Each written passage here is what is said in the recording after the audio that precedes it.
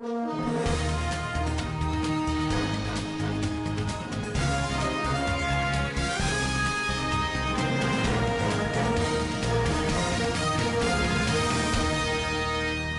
and welcome to Standard Voice Television Global News today, 16th April 2026. Equivalent Islamic calendar 28th day of Shawwal 1447 after Hijrah. I am Hamida Muhammad Idris in the headlines. Federal government withdraws terrorism financing charge against Abubakar Malami and son. Nigerian Airlines threatens nationwide shutdown over jet fuel price hike. Governor Lawal of Zamfara State receives Nigerian Air Force delegation to strengthen security in the state. On the international scene, United States confirms second round of Iran peace talk in Pakistan. And on sports updates, Arsenal qualifies for Champions League semi-finals despite goalless draw with Sporting. These are more news to be coming to you in the bulletin. Do stand by. Thank you for joining, and now the news in details. Federal government has withdrawn the terrorism financing charge it filed against the immediate past Attorney General of the Federation and Minister of Justice Abubakar Malami and his son Abdul Aziz. The government, through its team of lawyers led by Akinlo Lukainde, applied to substitute the charge with an amended one concerning the defendant's alleged illegal possession of arms and ammunition. He told the court that the arms and live cartridges were found in Malami's residence in Birnin Kebbi, the Kebbi state capital. Following the development, Malami, his son, took fresh pleas of not guilty to the 5-count amended charge. The defense lawyer Shuaibu Arua persuaded the court, however, to allow the defendants to retain the bail initially granted them.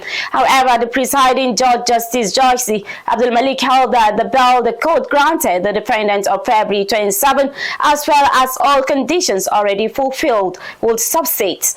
The court subsequently fixed May 26 and June 15 for trial. Our Consultative Forum (EX-AGF) says Nigeria's worsening security situation has escalated to what it described as a state of war, urging the federal government to urgently adopt extraordinary measures to address the crisis. EX-AGF's alarm came on a day 6 soldiers and a woman was killed in fresh Boko Haram attack on a military formation at Musa community in Askira Uba local government area of Borno State.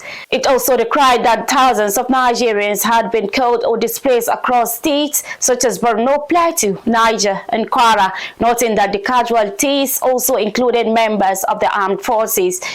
According to the EX-AGF, the humanitarian toll of the crisis has left families shattered, livelihood destroyed, and communities traumatized, while the nation's economy continued to suffer severe setbacks. It, however, warned that insecurity was crippling agricultural activities, particularly in northern Nigeria, disrupting supply chains and worsening inflation. On 2027 general polls, former Vice President Atiku Abubakar has expressed his readiness to step aside for Peter Obi if he emerges the presidential candidates of the African Democratic Congress (ADC) in 2027. During an interview on Arise News on Wednesday evening, the former vice president was asked directly whether he would step aside if Obi wins the ADC presidential primary. Atiku and Peter Obi are regarded as the front runners for ADC's presidential ticket. Others such as Rabi Ukonkoso and Rotimi Amechi are also believed to be in the running for the ADC ticket.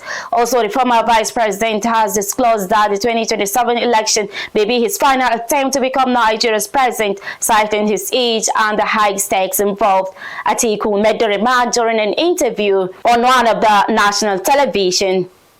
So on 2027 general polls, former secretary to the government of the Federation, Babakir Lawal, has alleged that the All Progressives Congress (APC)-led federal government will not conduct a free and fair election in 2027 under a competitive multi-party system. Babakir Lawal made the assertion on Channel Television Politics Today, where he also spoke on the conduct of his political party's national convention, internal disputes and broader concerns about Nigeria's democratic trajectory. The former secretary to the government of the Federation insisted that the ruling party is structurally inclined to manipulate the electoral process to its advantage. He also noted that the opposition's confidence in the electoral process is undermined by what is described as systemic bias and institutional compromise.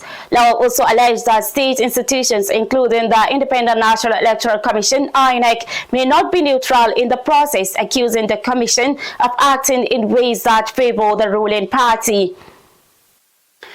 Nigerian airlines have warned of a nationwide shutdown of flight operations from April 2026, citing an unsustainable rise in the cost of aviation fuel. The airline operators of Nigeria, AON, made this known in a letter dated April 14 and addressed to the Executive Secretary of the Major Energies Marketers Association of Nigeria, Mayman Clement Aisong. The union lamented that the price of Jet A1 fuel has surged from 900 naira per litre as of February 28 to 3,300 naira per litre.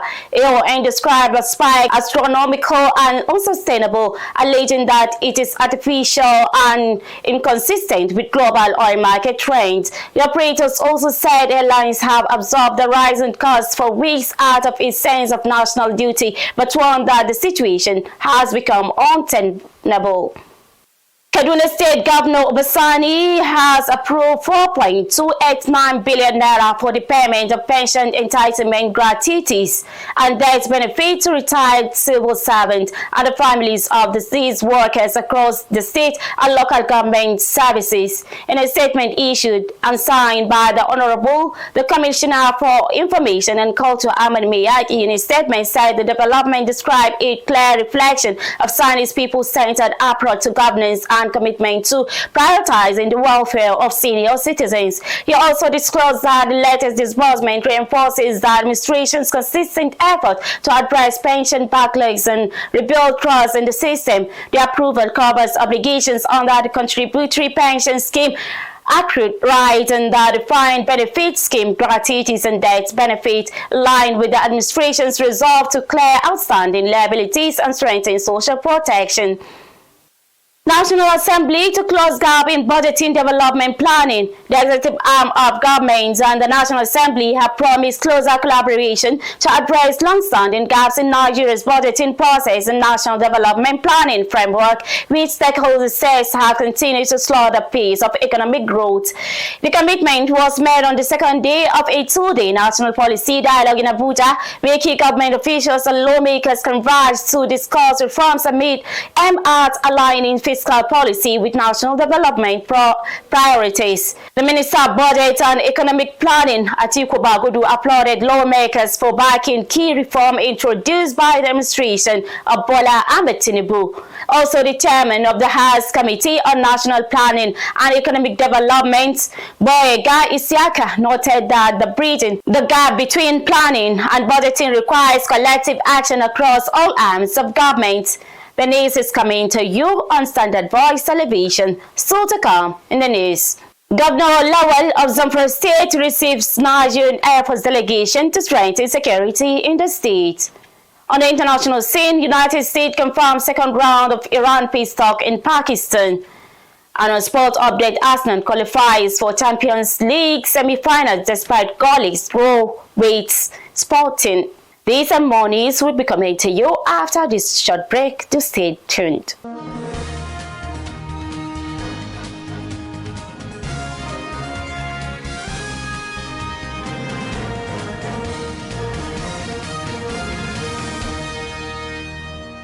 Welcome back from that short break, and now the news continues. Zamfara State Governor Dauda Lawal received a delegation from the Nigerian Air Force during a strategic visit, strengthening ongoing effort to combat insecurity across the state. Director of Publicity and Communications Nuhu Salihu Anka, in a statement, disclosed that the visits featured a presentation and inspection of key military air assets, including a combat-equipped helicopter designed for rapid response and real-time operations operations. Lowell, alongside government officials and security chiefs, was briefed on the aircraft's capabilities, operational features, and its role in tackling banditry and other security challenges. The governor applauded the federal government and Air Force leadership for their commitment to restoring peace in Zamfara and reaffirmed his administration's dedication to supporting all security agencies through collaboration and strategic initiatives. In another development, Zamfara State Protection Guards intercept bandit IEDs, catch motorcycles. Operatives of the Zamfara Community Protection Guards (CPG), known as Askarawa, have intercepted explosive materials, cash, and other supplies intended for bandits in Bindin village, located in Maru local government area. The state commandant of the guard, Chief Muhammad Dalijan, made this known while presenting the suspects and recovered items to journalists at the CPG headquarters in Gusau. He also added that the operation was carried out based on credible intelligence about a suspicious vehicle that left on Hasia Plaza in Gusau, heading toward Bindin village, an area believed to be under the control of bandits. The commandant also disclosed that the operatives stopped the vehicle and arrested the driver along with 6 other suspects. Items recovered included 13,352,500 naira in cash, 98 improvised explosive devices (IEDs) suspected to be dynamite, 25 coil detonators, 3 new motorcycles, 105 cigarettes, apples, 4 jerrycans of diesel, 3 jerrycans of palm oil, and tools such as shovels and diggers. On 2026, Hajj Commission cautions against fake visa agents, says Saudi closes issuance. The Hajj Commission has issued a strong public warning over the activities of fraudulent travel agents and fake social media accounts allegedly claiming to facilitate the procurement of Hajj visas despite the official closure of visa issuance by the Kingdom of Saudi Arabia. According to the Commission, Saudi authorities shut the Hajj visa issuance process on 1st Shawwal 1447 after Hijrah, equivalent to March 20, 2026, effectively ending all legitimate applications for the current pilgrimage cycle. The Commission emphasized that all eligible intending pilgrims had already been captured before the deadline and that no alternative visa categories could be used to perform the pilgrimage. It also highlighted strict penalties imposed by Saudi authorities on offenders caught performing Hajj without proper documentation, including imprisonment of up to 6 months, fines reaching 20,000 riyals, approximately 8.15 million naira, deportation, and a 10-year re-entry ban. Nigerian graduates have been advised to deploy their acquired skills and knowledge to address the myriad of challenges hindering national development. The Minister of Education, Maruf Alausha, who made the call during the 23rd convocation of the Federal Polytechnic Ilaro, now Federal University of Technology, he said that the federal government to remain committed to addressing the perennial challenge of the high national diploma degree through reforms, including efforts to strengthen polytechnics as degree awarding institutions. Alausa, who was represented by the Director of Polytechnic and Allied Institutions, Igwe Ami, disclosed that government's education reforms remains on course and will spare no effort to consolidate effort to strengthen the education sector and enhance national productivity. Moving to the foreign news, White House says the United States U.S. is set to hold the second round of peace talks with Iran in Pakistan and is optimistic about reaching a deal. Press Secretary Caroline Leavitt told journalists that those discussions are being had and feel good about the prospect of a deal, adding that further talks would very likely be in Islamabad. In another development, the U.S. has sanctioned an Iranian shadow fleet and oil for gold network accused of funding terrorism. The State Department explained that the action was taken to limit Iran's ability to generate revenue amid the continued blockade of the Strait of Hormuz. The sanctions target elements of the United States designated Mohammed Hossein Shamkhani's multi-billionaire dollar oil smuggling empire. Also affected is an oil for gold network that finances Hezbollah and the Islamic Revolutionary Guard Quds Force. Finally, to sport on scene, Arsenal Football Club has qualified for the semi-finals of the Champions League despite playing a goalless draw with Sporting. The Gunners had won the first leg 1-0 in Portugal thanks to Kai Havertz's late winner at the Emirates. The chances were far and few as both teams hit the woodwork but failed to score. Arsenal will now play Atletico Madrid, who eliminated Barcelona in the other quarter-final. Bayern Munich beat Real Madrid 4-3 at the Allianz Arena. The Bundesliga champions had won the first leg 1-0 at the Bernabeu. Bayern Munich will play Paris Saint-Germain for a place in the final. Finally, underneath the top stories again.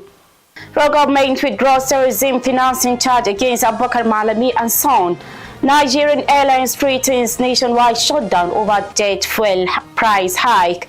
Governor Lawal of Zamfara State receives Nigerian Air Force delegation to strengthen security in the state. On the international scene, United States confirms second round of Iran peace talk in Pakistan.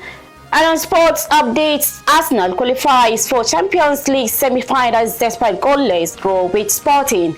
That's it on Standard Voice Television Global News for today. On behalf of the production crew led by Elia Adam Auta, I am Hamida Muhammad Idris, thanking you for investing your time and seeing with the news.